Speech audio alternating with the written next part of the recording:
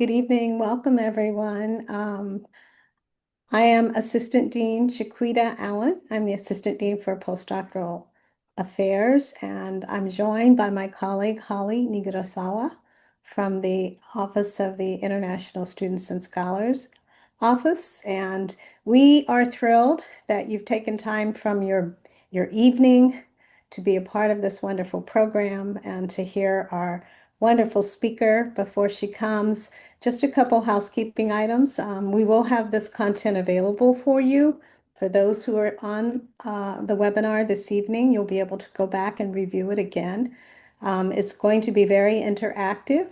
We hope that you'll do what is comfortable for you. If you are comfortable keeping your camera on to share with one another during the interactive part, that's helpful. But do what you are comfortable with. And then we want to thank our technology support for being with us this evening and our esteemed speaker. So I want to introduce her to you. Our speaker tonight is Rita Brown. She was born in Salvador, Brazil. She's been an immigrant in the United States for over 2 decades. She's lived in the Netherlands. She's a certified integral master coach. She has a master's degree in social justice and intercultural relations, and she has a second master's in marriage and family therapy. She has a wealth of knowledge and experience to bring to you. Besides her intercultural experiences and studies, she has extensive experience coaching global senior executive scholars, the postdoc community, and their spouses and partners going through international transitions. So please join me in welcoming Rita Brown. Thank you. Thank you for having me and welcome everyone. As was said, if you are comfortable, turn your camera on. It will be great to see each other. This is how we build community. But also, if you can't, of course, we respect your privacy. So it will be wonderful to be here together. And I'm here to share with you about intercultural cultural intelligence and in your intercultural transition, international transition, what a cultural intelligence is and why it's important to talk about it. So I will start sharing here a PowerPoint slides with you.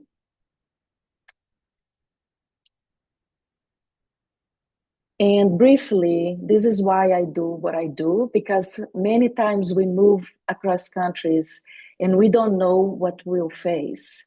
For me, I went from Salvador, Bahia in Brazil, where I am right now, and I moved to the US to a really little town in New England, different language. I didn't speak English, different weather, of course, and many other things, economy, the size of the population. And I noticed people were, behaving different ways. I was in culture shock for a long time, and I decided to, educate myself in that. So this is part of my journey to really support people moving across cultures and understanding why people choose to do what they do and cultural values and different things. So for the postdoc community, over a decade, what I'm hearing is mainly this, and you may have your own requests. So people come to groups like this because they want to learn about American culture, values, and beliefs. It can be very different. They want to be skillful in responding to cultural differences. And notice that I highlighted responding because many times we can react, but responding is a different thing. So they want to meet people, they want to make community, to build community. Many times people feel alone. Increase resilience in dealing with the relocation. Many times there is a lot of uncertainty that we face. And if we have the tools to have emotional resilience, Stress is not going to, be a main thing. Also, people really want to increase the social networking and be more comfortable. Even, we speak English many times as a second language, third language. Even we speak fluently, sometimes, yeah, we are working and studying in our second language. So it takes more energy from our bodies, and people want to be more skillful in doing that. Yeah, issues with burnout, right? Create space for self-care. Also building confidence to respond to cultural shock, and coping strategies, dealing with stress. There's a lot that happens with our bodies and nervous systems that we need to include. Communicating more effectively in a new country, and so on. So I hear a lot of those things. So moving to a new country is a challenge filled with opportunities. So I highlighted here challenge because, we take risks. We take risks, but also it's filled with opportunities. We don't know what we are creating. After 5 years, after 3 years or 2 years, you see the growth that happen. So it is a roller coaster because it's both. It's fun.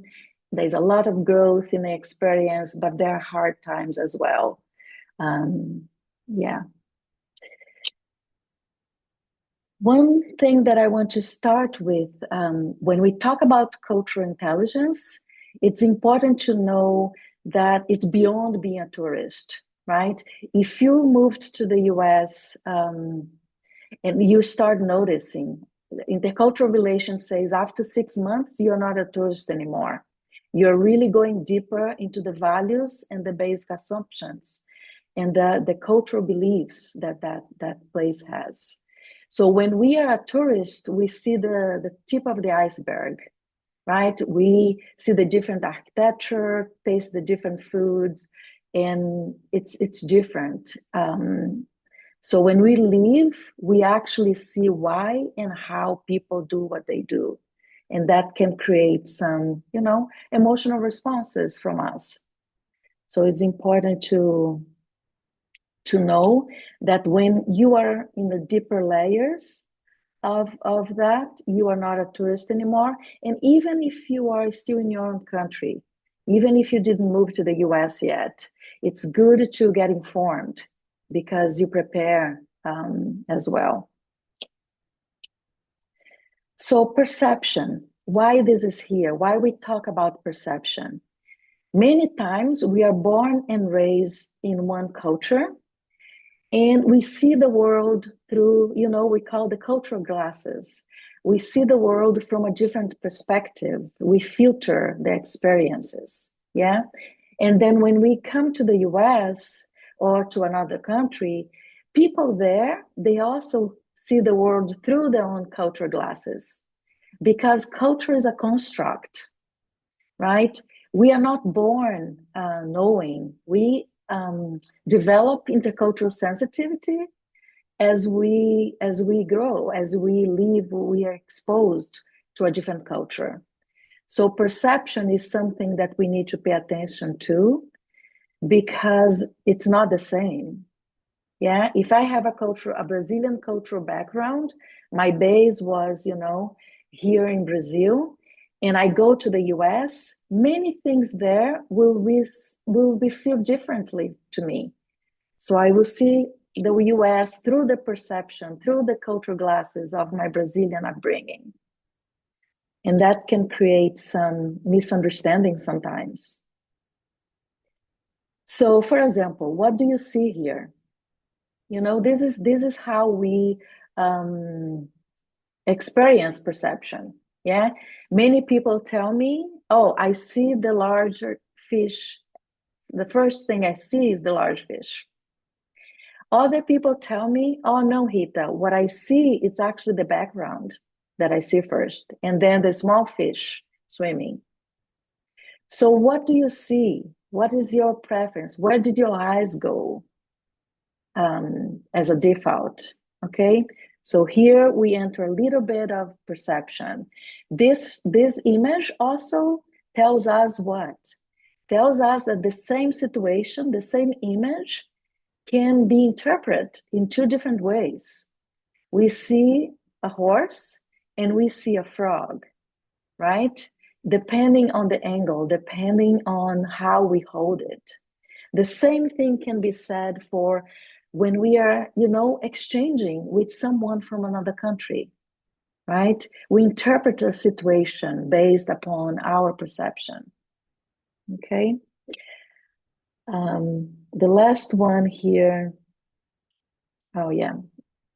We have this now.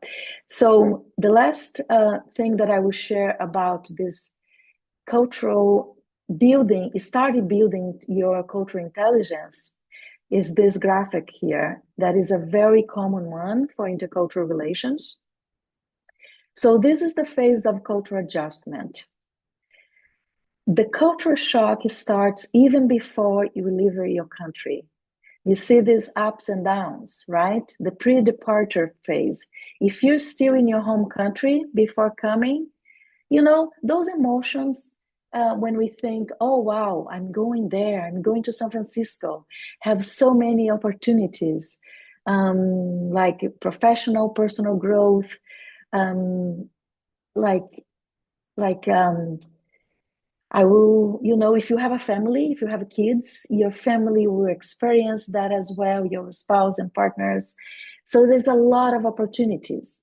And then the ups and downs happens because we go, oh, okay, I'm moving, across the ocean. Will this really work out? Sometimes people are leaving elder parents, and feel a bit anxious about it. So yeah, there are many ups and downs, and you are not alone in this if you're experiencing that.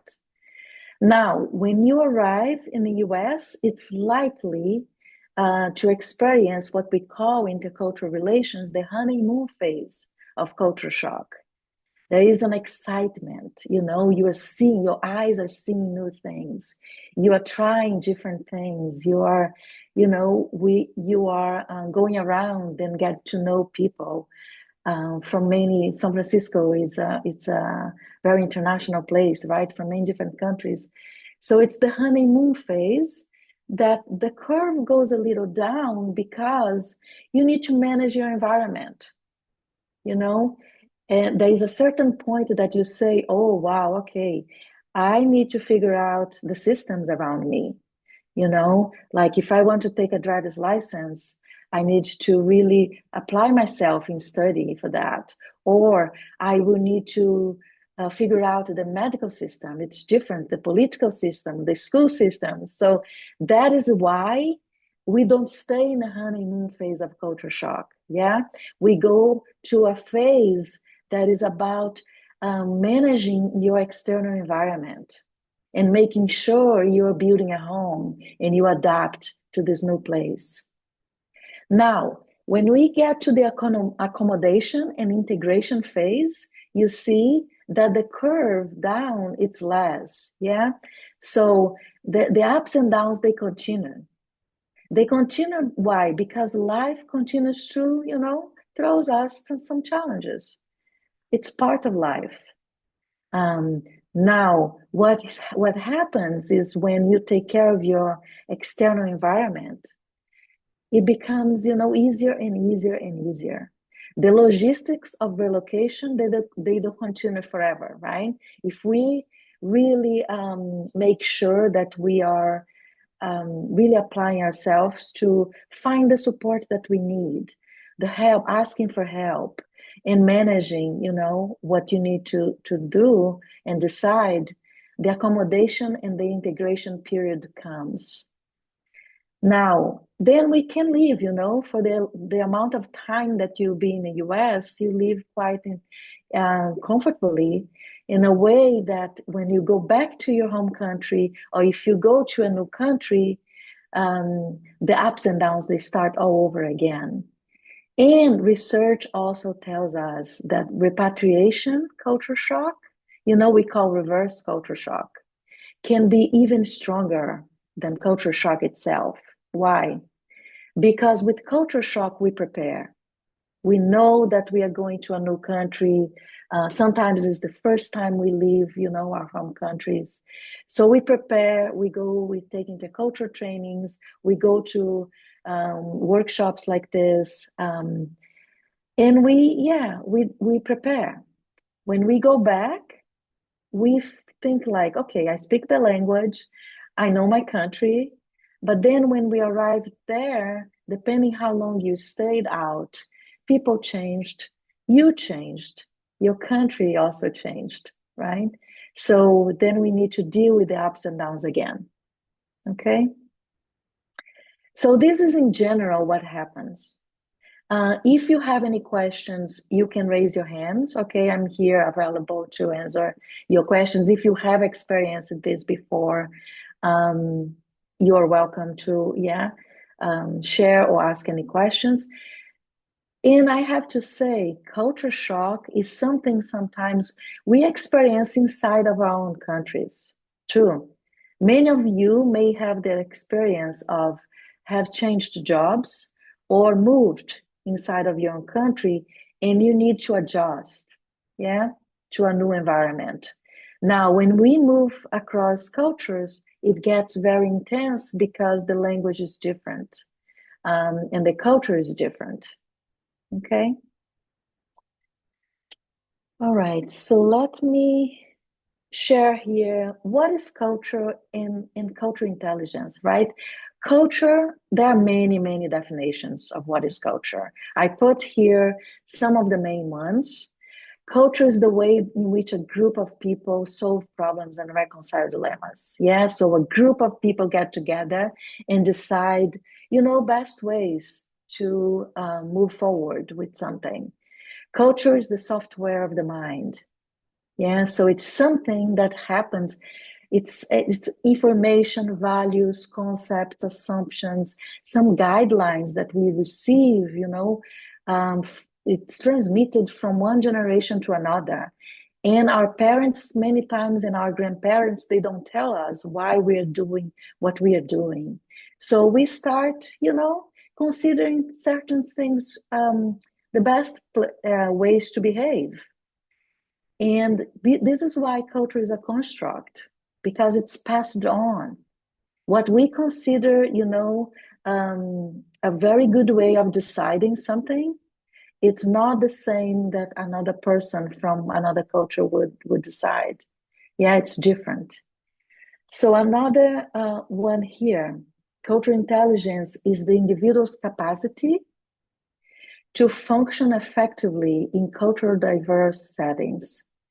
So because we have our own preferences, and to be cultural intelligent, it's not about erasing who we are and going native, just adapting and to what is there. It's actually bringing our preference forward, but having the capacity to be open and flexible to also learn from other cultures. It's like not considering for myself, like, the Brazilian culture, the center of the universe, right? The Brazilian culture is beautiful, it's important, it's my base, but also I see my culture in relation to other cultures. I'm open to being in the United States as I have been for 2 decades and more, and really be imprinted by the values that I really like in the United States, for example, and in other values, not so much. So it's about some inner negotiation inside of us, of being open to learn. Cultural intelligence also, it's not only with our minds, it's the capacity to relate and work effectively across cultures, but it involves the mind, involves the body, it involves our hearts. Because when we relate to other people and to other cultures, we have our thoughts about it, we have our body sensations, our physical sensations that influence our behaviors, and we have our feelings, our emotional feelings. right? It's not only cognition that is present. So some elements here with cultural intelligence is that we respect. We respect others. We have curiosity to learn from others. We are open and flexible, and we have empathy. We feel like, okay, it's not everything that I will hear in the United States that I will like, but I have empathy because I notice that people, since they are kids, they have been raised in different ways. Yeah. Um, and then I actually behave in a way that is good for myself also. Yeah. I respect my own upbringing as well. And adaptation is also part of it because as we adapt, we choose different ways to be more effective, for example, in communication. Yeah, if I notice that someone comes from a culture that is highly direct, that really values transparency, um, like in US, many people find this, very direct. People focus on the words, say what they need to say, and then move on. Don't spend a lot of time with explanations and so on. And then if I'm from a culture that actually shares more, considers the context, give more information, what is public, what is private, yeah. So I will actually observe, I will slow down, I will pay attention what is happening around me. And I won't, jump into sharing, my information about my health or my information about money, information about religion, information about, topics that are a little more sensitive. So it's good to observe, to slow down, to really notice what is happening around me in this new environment. And then I can, decide also how I want to engage. Um, One thing that I want to say here is these are some challenges, why it's hard to move to a new country. Many times research tells us that we lose um, knowledge of social norms. Imagine the things that you are, doing in your own country, how they go very easy, and then all of a sudden it's gone. And also sense of belonging for those of us, for those of you that really want to build community, it is because it's so essential. We are human beings, we need each other. So having a sense of belonging is important so you are not feeling alone in your experience. When we gather with others, we hear that we are all having our different lives and stories, but there is some similar things that we experience also. Um, yeah, challenge our values. Our values, for example, if I'm someone who really values community based experiences, and I come to a country that is a bit more of higher in individualism, like the US is known by research, right, to be a more individualistic side of things. So my values start getting challenged, right? And how do I respond to that? Our values getting challenged is something that happens, but people respond to that in different ways. What is the capacity that I build in myself, in my own nervous system, to respond to those challenges? Do I pay attention to my breathing?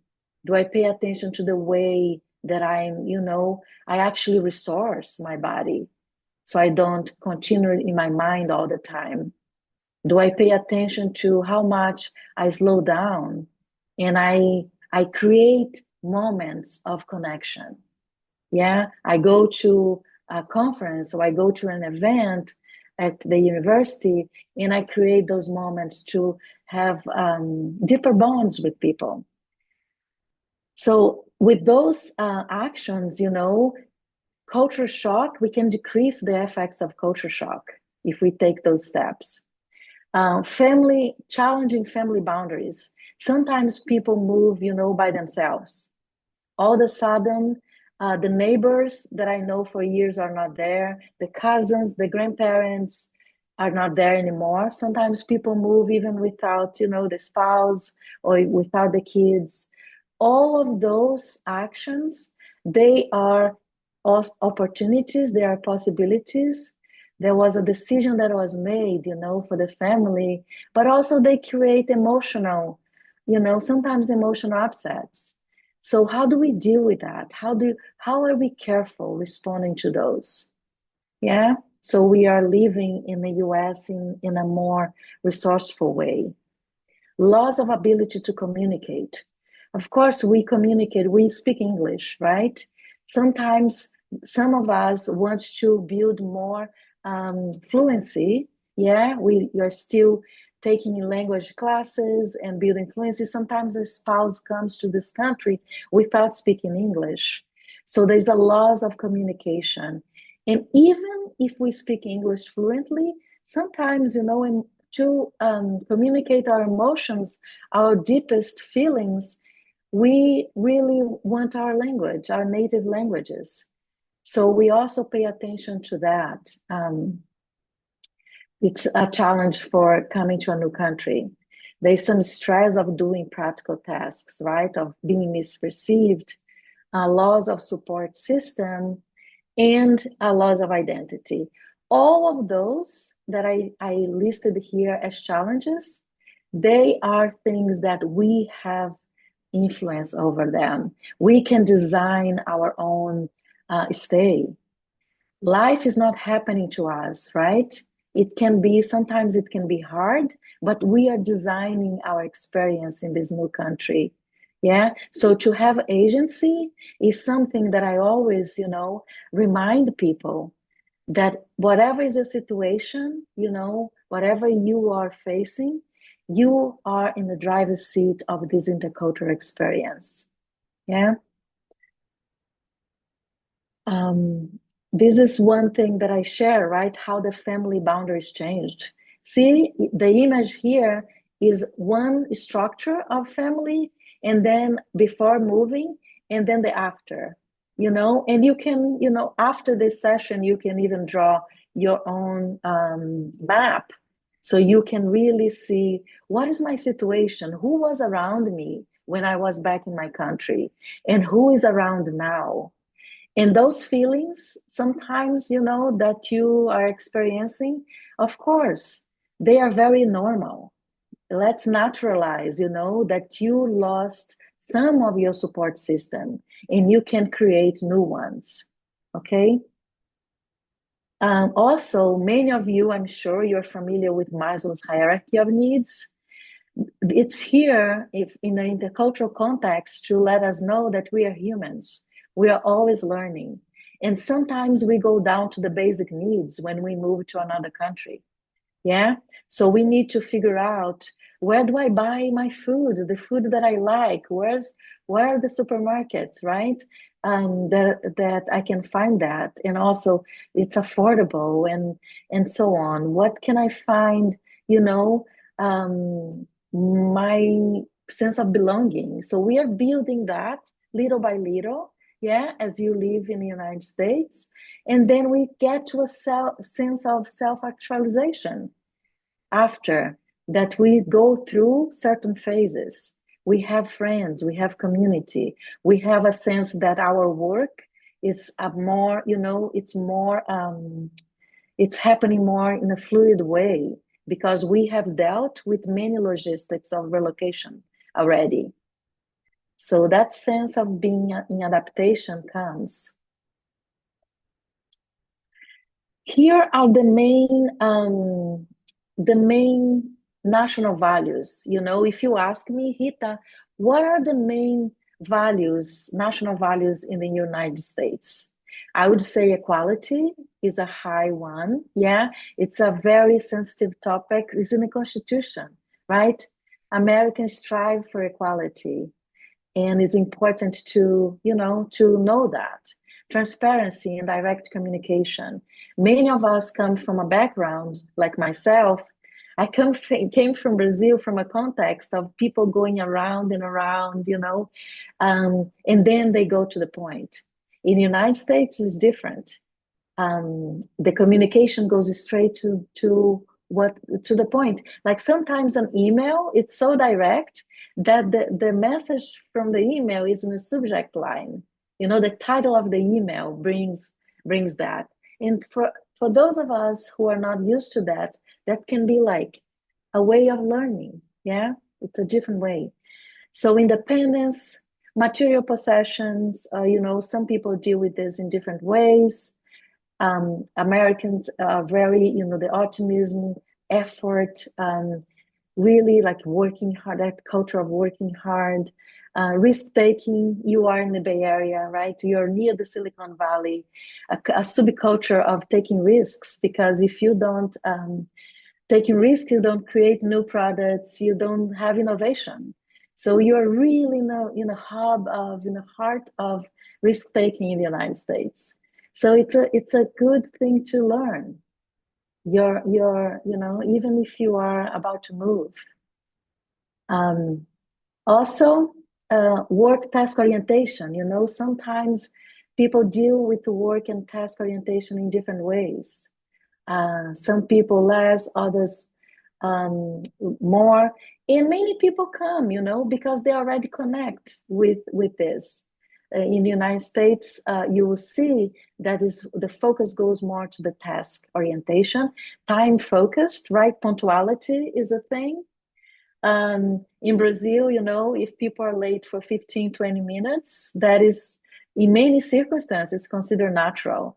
In the US, it's good for you to call if you know that you will be 10 minutes late.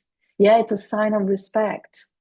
So there are many different, small things that can really impact your experience, and also how people perceive you in this new country.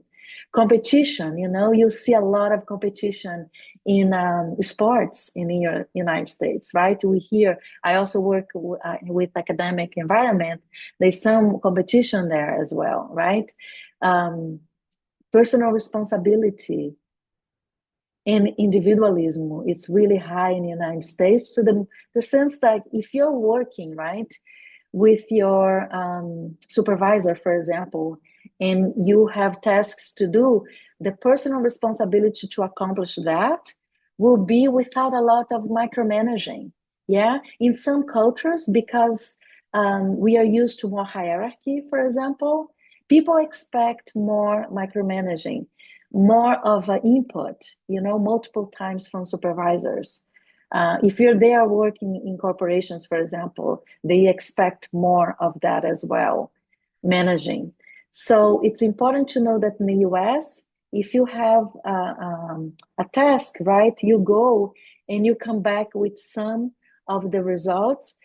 Even if you don't have the whole thing, it's like, okay, here's what I'm thinking about it, right? If you have a problem, is how you don't need to bring the solution, but you can be proactive and to say, okay, here is how I'm thinking already about this.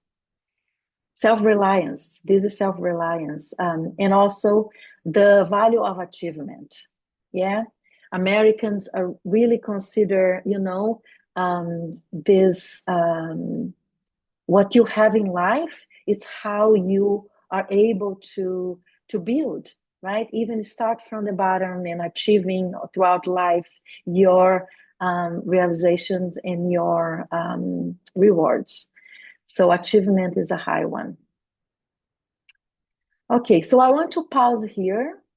I said a lot.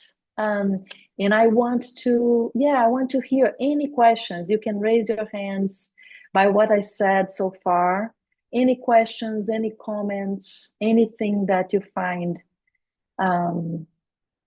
important to share.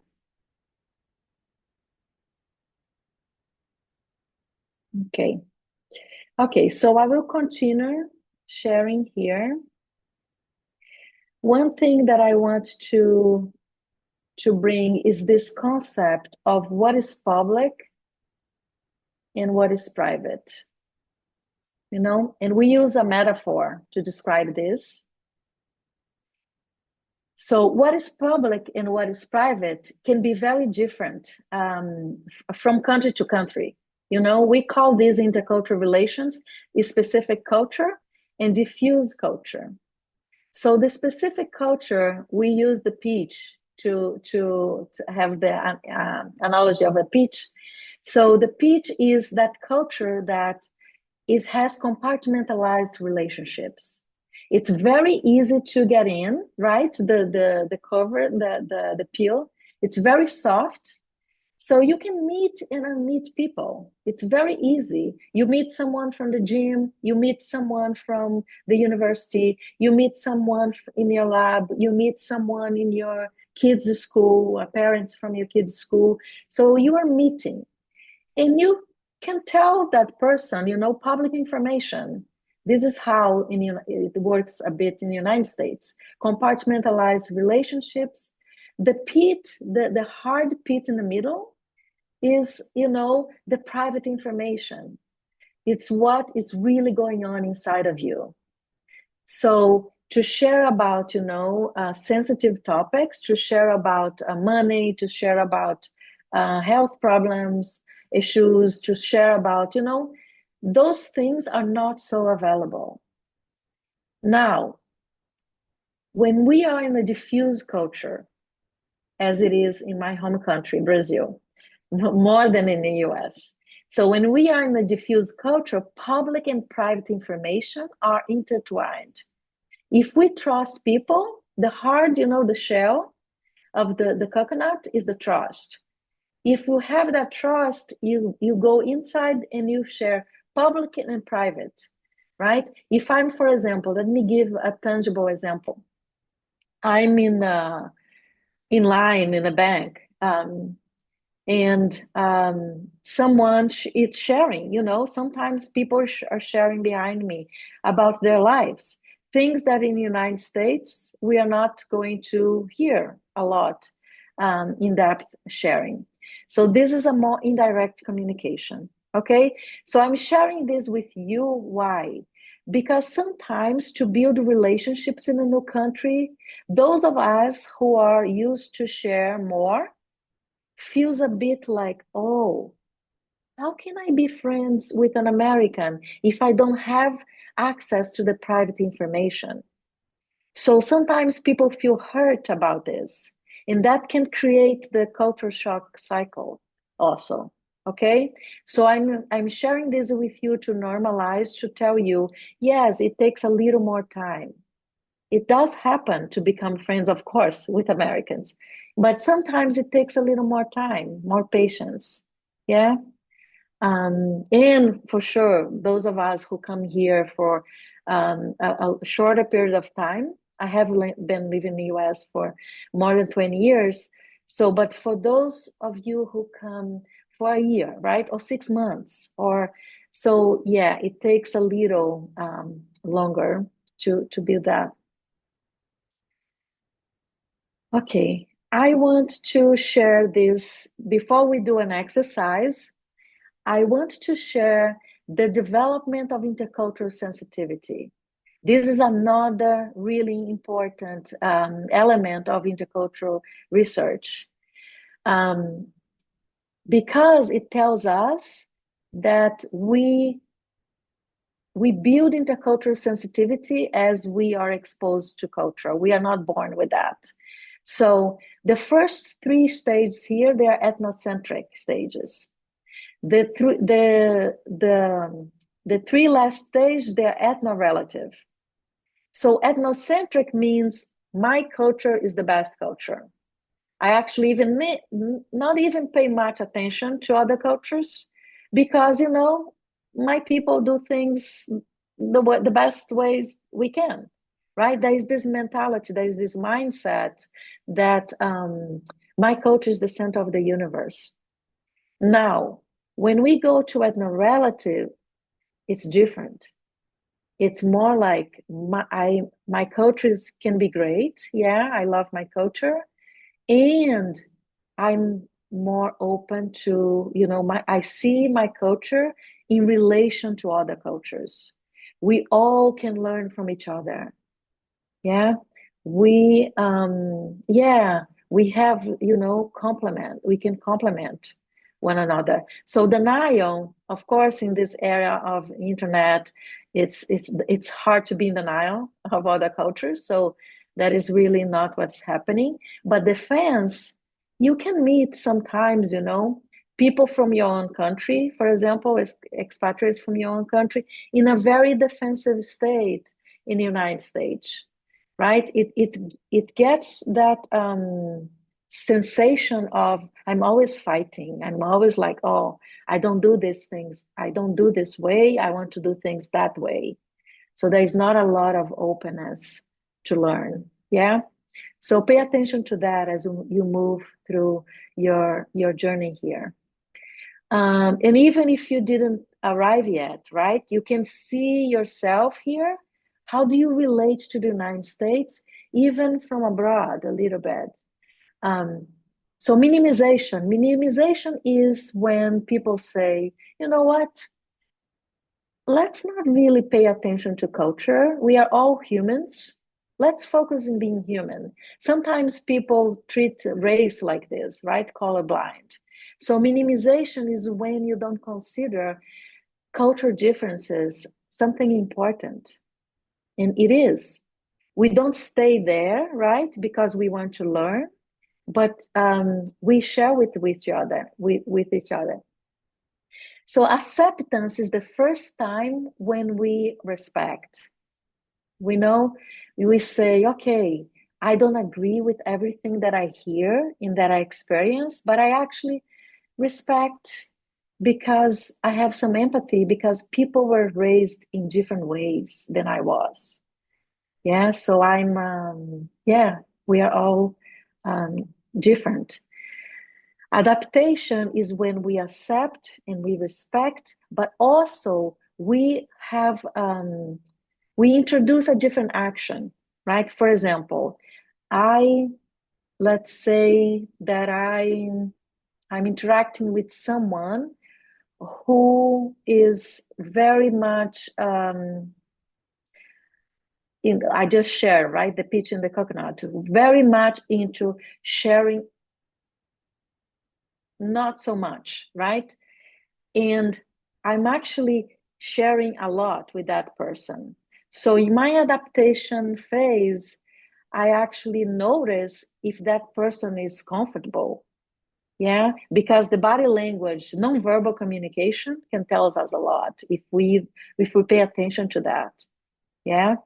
So we are not going to have the time here today to really go deeper in nonverbal, but if I'm with someone and I'm observing and I notice how much that person is sharing, I can adapt in that moment my communication. So because sometimes what happens with Americans is not if we share a lot, right? Information, it's like first time, is something that it's a society that is conscious of time. Yeah. It's a society that will say, wow, this is not information that I would choose to share. Yeah. So anyways, adapting means, noticing how my communication is impacting the other person. This is also part of emotional intelligence. Yeah, we know what we're feeling and we can identify in other what they're feeling too. And sometimes we can check also if we find appropriate. Integration is the part that requires language fluency. We are living in the country for a longer period of time and we negotiated those values. I let new values come into my life and, in these 20 years that I live in the United States, I acquired some values. And now my daughter, who is 19, I pass to her those values. Yeah. And she's also an American and she's learning, and she's a Brazilian as well, and she's learning. So intercultural sensitivity is really flowing there in that way. So integration is when we are comfortable. We say, okay, these are the values that I'm comfortable with. And also I can let some values go as well, from my home culture, if I find it doesn't serve me anymore. So that is the path that research tells us about the development of intercultural sensitivity. I will share now with you something else, and we'll go to an exercise. And please raise your hands if you have any questions. Okay. I want us to go to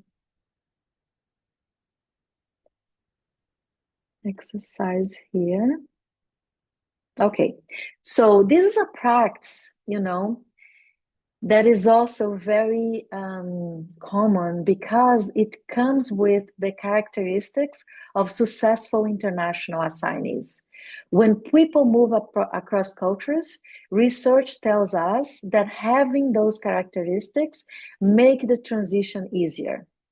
Yeah, so let's see from 1 to 10, and now is the part of the exercise that I will ask each of you, and you will need this information in the next minutes, okay? I will ask each of you to find, a piece of paper, or even doing in your computer if you want, or on your phone, to really write from 1 to 10 these 6 sentences here. Like, we'll go one by one, but I want by the end of this practice, everyone has, these 5 numbers, so you'll be discussing. So I'm able to maintain my sense of humor in difficult situations. From 1 to 10, 1 being never and 10 being always. How able are you to maintain your sense of humor in difficult situations? Yeah.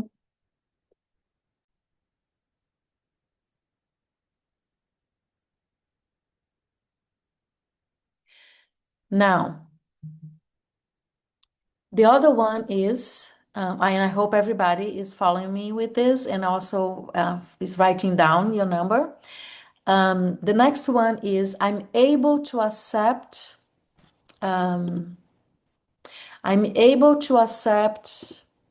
differences in people's ways of being and doing things. How open are you when things are going, like for example, you all decided to do something and then some people decide a different way, like going out for, to a different place. It's like in that moment, how open are you to, yeah, to doing things in a different way, or you will be set in your own ways, or sometimes, getting upset. So there's no right and wrong here, okay? I want to get a feel of, for yourselves, what you prefer, what you do. So able to learn, and you don't need to write on a chat now, okay? Thank you for you who wrote, but this is an exercise and you have time to speak a little bit about it. So the next one is able to learn about people and situations by listening and observing. This is another behavior that is super useful when you arrive in a new country, in a new environment. How able are you to listen, like deeper listening, right? It's not that listening that we are in our minds already figuring out the answer, already formulating what we are going to say. It's listening, really listening to what the other person is saying and observing. Yeah, so you write your number there from 1 to 10. Another one is willing to take risks and make mistakes.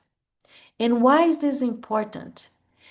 Remember that I said culture is a construct?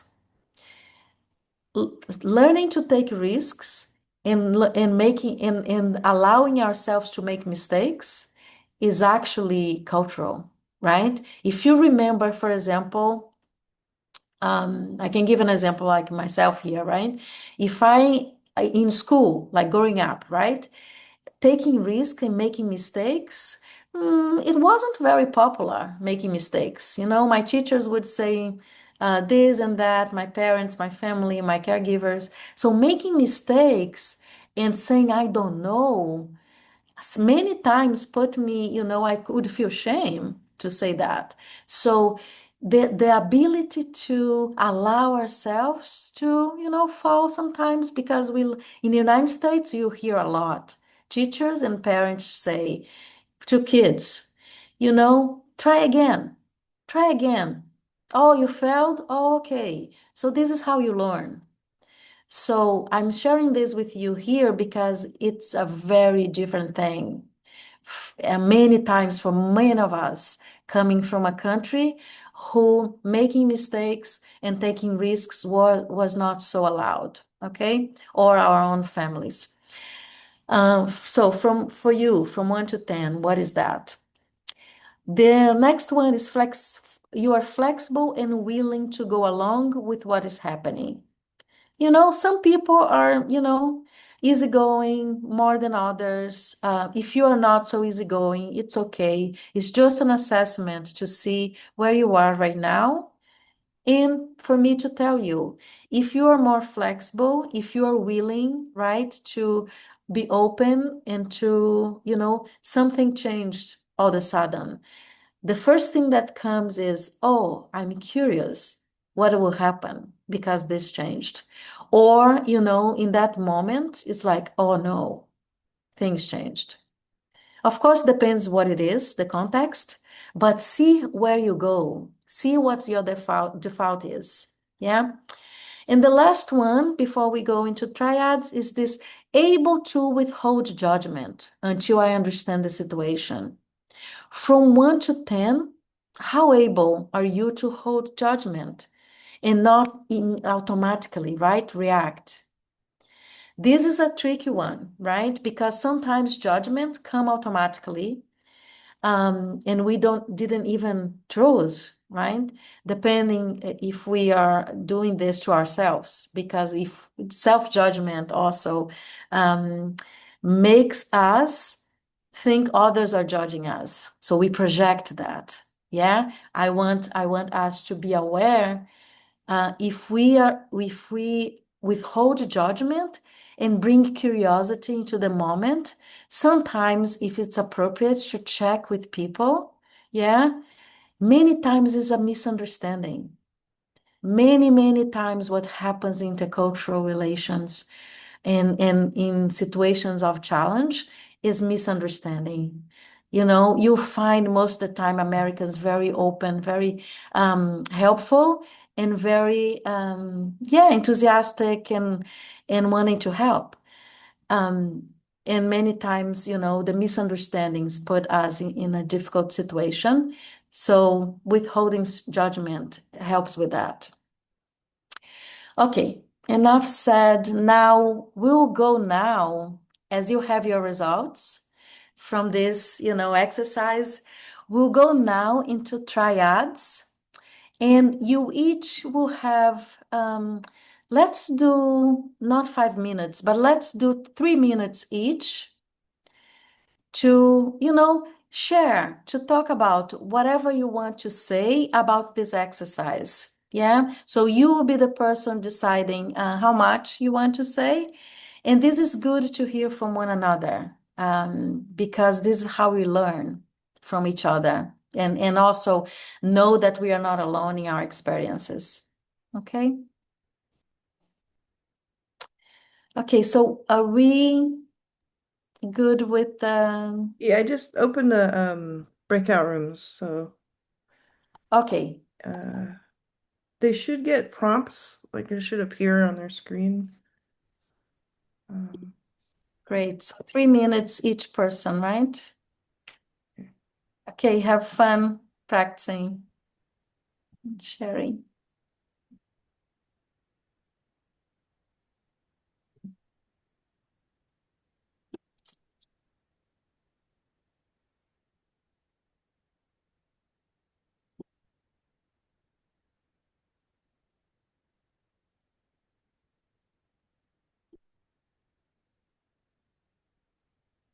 So do you want to move the folks to breakout rooms that are not? Yeah, yeah. Are you guys seeing the prompts or? No, I'm seeing that I mean, two you not three people did not. even join, huh? Caesar, Camilla. So I Yeah. moved Cesar to room 1. Okay. Wait, oh, someone joined. Oh, wait, so Cesar is not joining, but I don't know,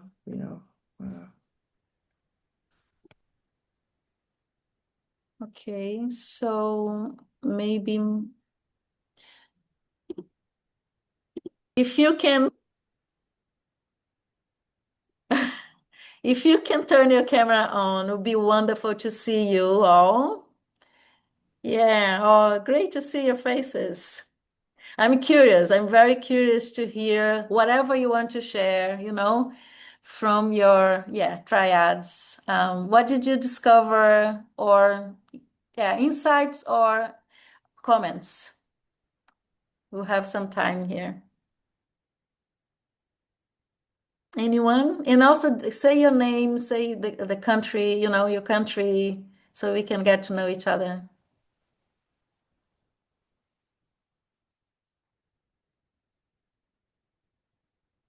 Okay, I'll start. Oh, Yes, go No, ahead. no, you can go. You can go.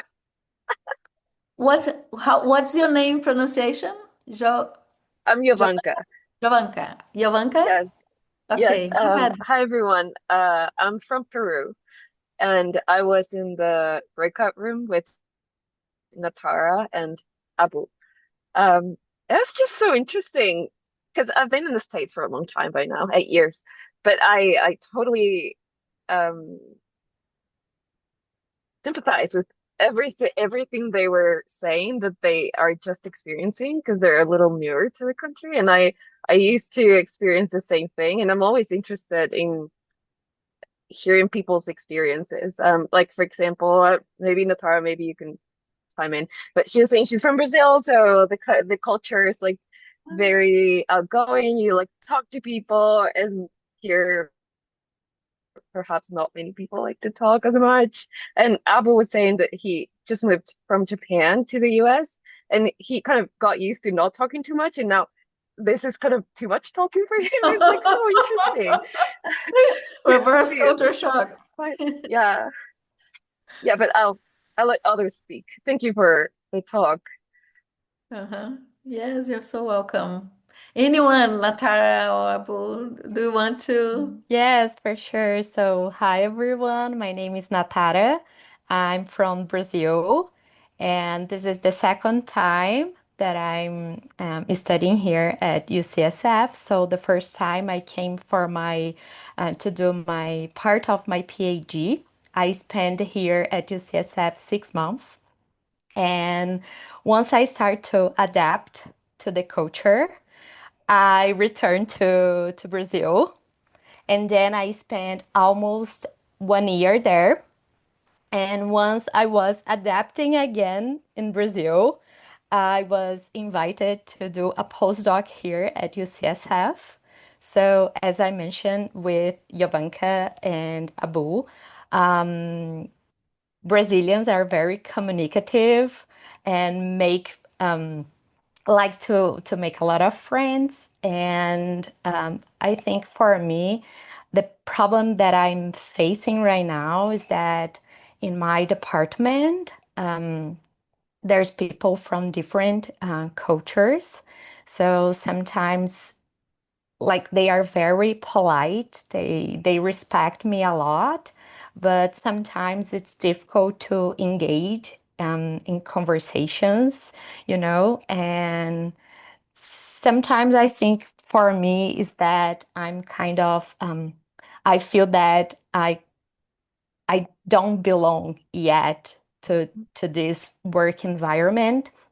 From outside the my department, I already made a lot of friends here, mainly in my at housing, where I'm living. So for me, the biggest problem is inside the department in my lab environment. So yeah, it's difficult, but I'm still like adapting. I'm trying to learn more about the culture, but even though sometimes it's hard. Yeah, and how long has it been with the lab?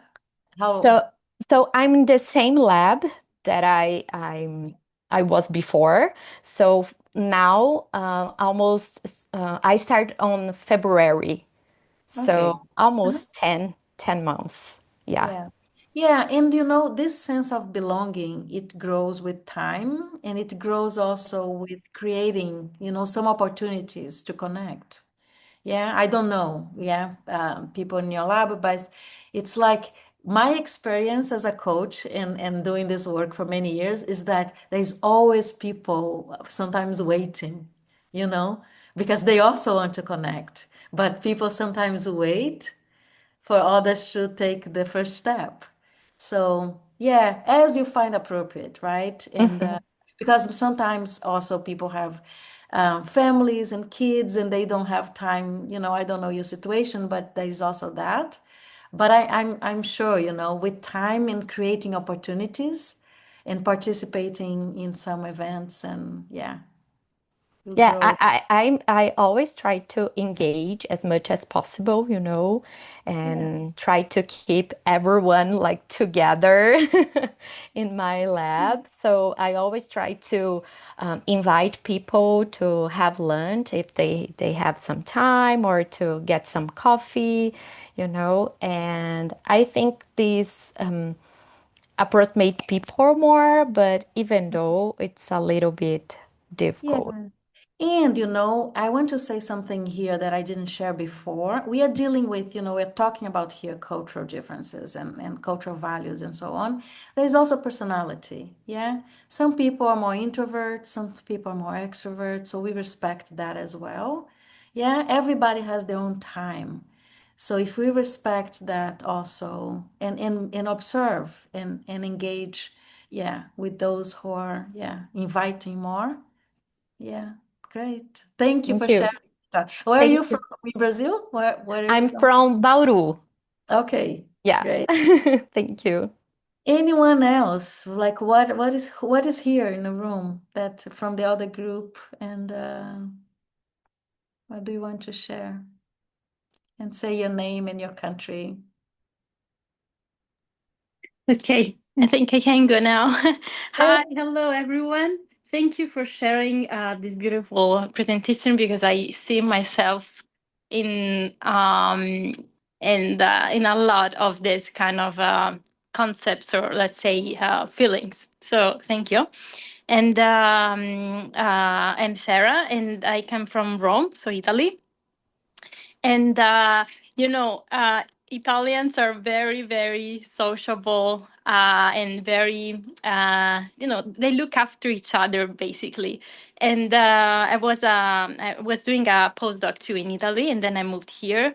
And I have to say that this is my first month, so maybe it's too soon to say, but I saw a big change because I mean I look to I try to maintain my personality, of course, so open to establish new relationships and be careful about others because I'm like this. But also there were lots of situations in which of course felt that I was not belonging to that speech or that situation or that group, especially inside. But then now I saw little changes day by day. So they not only, of course, accepted me and I accepted all the lab members, but they also proposed me things. They shared data, and before there, this was not happening. So I think this could be also like, of course, will improve more. But yeah, it took a while for me. It took a while, but now Yeah. I'm pretty, yeah, adapted, let's say. Mm. It's Yeah. good to hear. It's really good to hear. Yeah. And, there's always the action that we can do, but also the awareness that it's a learning curve. Yeah. So having also letting time do what time does. Yeah.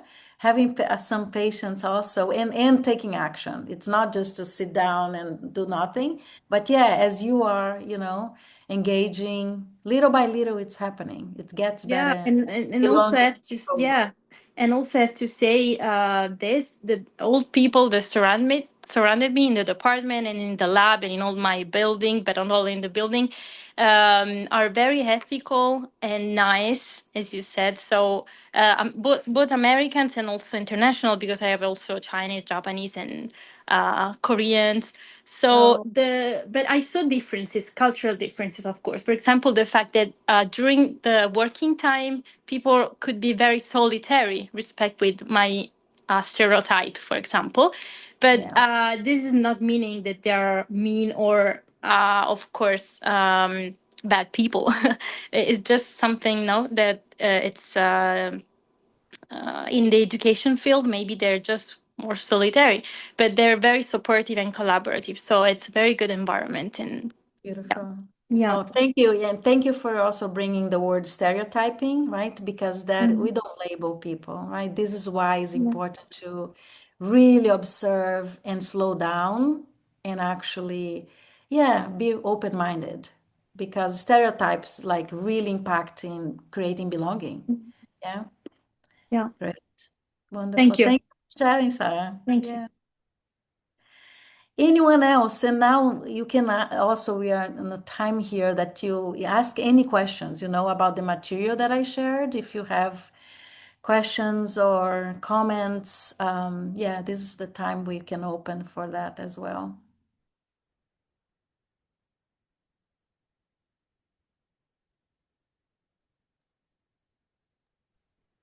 I have, I don't know, maybe a comment or a question. I think after being in the US for years, I started realizing that specifically within the academic communities, there is an inclination to,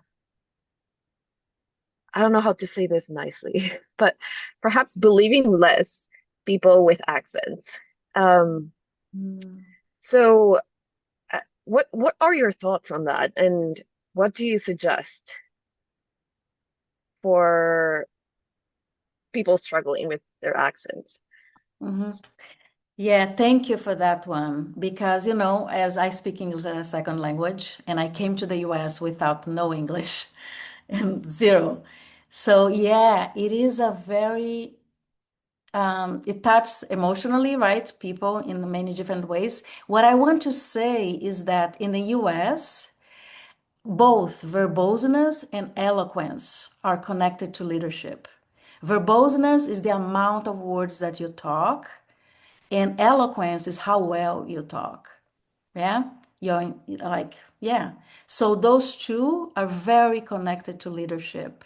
And as you say, for us, speaking English as a second, third, fourth, fifth language, because some of my clients speak six or more, it's a constant reminder, yeah, to really that part that don't feel confident to remember I'm here and I'm working and studying in my second, third language. And, it's to really build that self, confidence that your brain is working harder. And, instead of being focusing on, oh, they just, look down when I spoke, or they just, because those nonverbal cues, sometimes they come. Yeah, I don't know your situation. But if you feel, in any way, disempowered by this, remind yourself, come back to this practice of saying, I'm here and my brain is working harder. And yeah, it's like, yeah. Does this make sense? It makes a lot of sense. And the piece of information about number of words and eloquence makes Yeah. total sense. Because I mean, it's also very interesting how I think most people in the US in leadership positions, even though there are so many in academic positions in lower ranks, most of people in leadership positions are Native Americans. And so I wonder what's their relationship between Yeah. being able to be completely confident in your words and how you speak. Yeah, and you know, I don't say this for people to just, you know, feel self-confidence. What it's both, right? It's actually go to English language fluency and continue to do the work of improving whatever you want to improve, right? It's doing both, but not allowing yourself to feel down because it is part of the water you are swimming. Yeah, it's really how things are perceived, and how do you respond for that about that in a more empowered way? Yeah, so doing both. Yeah, I very resonate a lot with what you share because it's my journey also. Yeah. Okay. Anyone else? Any other comments, questions?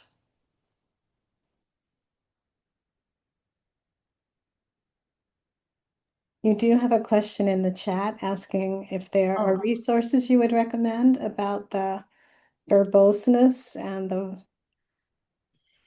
or so can I hear a little more? What is the question about verboseness?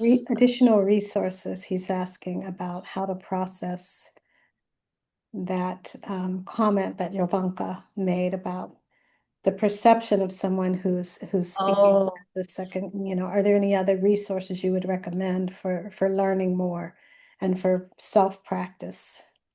yeah. So that I usually work with people with that with coaching, right? This is because the individual it belongs to every individual, the level of self-confidence in this.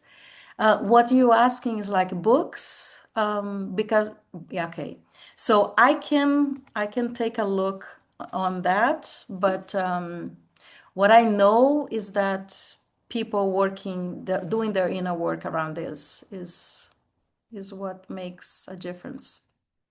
Yeah, if you have books or readings or articles or podcasts, whatever, that Yeah. would be helpful because I do find that when I'm getting involved in solving a conflict in a lab between a postdoc and a PI, where what Jovanka talked about, where a person who's speaking English as a second or third language isn't able to articulate all of their concerns in addressing the problem, and they're just saying a few words. There's that's more challenging to help them to get to a place where they're able to speak up for themselves and articulate their concerns or feel like their concerns are heard thoroughly. Mm-hmm. Right, yes. And I will see if I find that. And my sense is that in that moment that is challenging, the challenge is in the body, is in the nervous system. It's not something that the person will read and will, it can help. But I feel like the work is really in the person's, yeah, Mhm. nervous system because the whatever is happening there, sometimes there's the Yeah. freeze, and that is individual work. Yeah, it's a little deeper. Um, Does that okay. help you? Abukar, I think, is the person who asked the question. Is that helpful? Yes, that's helpful. Thank you. Great. You're so welcome. Thank you for the question. Any other questions? We are coming to our 5 minutes here for closing, and yeah, I'm available. And any questions you have?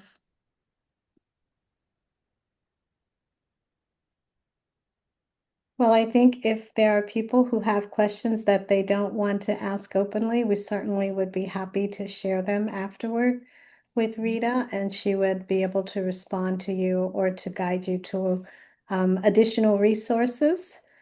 But if there are no more questions, we want to thank all of you for taking time from your evening and thank Rita for this wonderful presentation. It's so valuable and so very helpful to all of our postdocs and our international scholars.